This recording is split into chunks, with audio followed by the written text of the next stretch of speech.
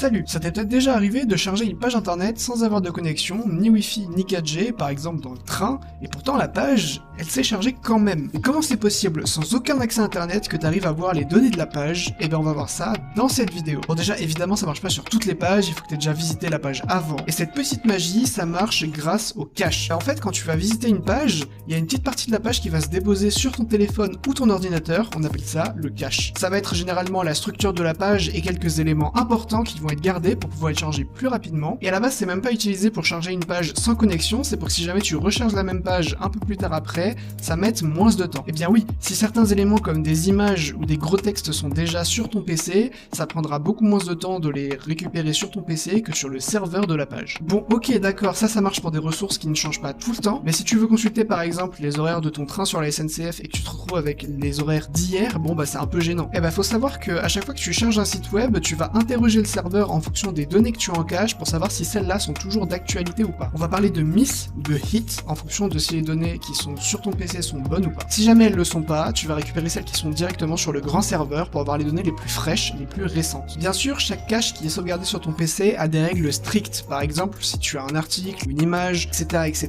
il va être stocké sur ton PC avec une règle claire. Par exemple, dans 10 jours, ce contenu doit être retéléchargé. Maintenant, avec ce qu'on a expliqué, tu peux voir que tu mets en cache que des contenus que tu as déjà vus. Mais des fois, tu peux avoir des nouveaux contenus qui sont mis en cache. Par exemple, sur TikTok, si t'as pas de connexion, tu peux avoir plusieurs réels d'avance mais que tu n'as pas déjà vu avant. Et ben ça, c'est grâce à des services qu'on appelle des workers qui s'occupent de, en fonction de ton algorithme de recommandation et des trucs que tu as déjà cherché avant, de te pré-télécharger des contenus pour que t'en aies en avance. N'hésite pas à t'abonner pour plus de vidéos sur l'informatique.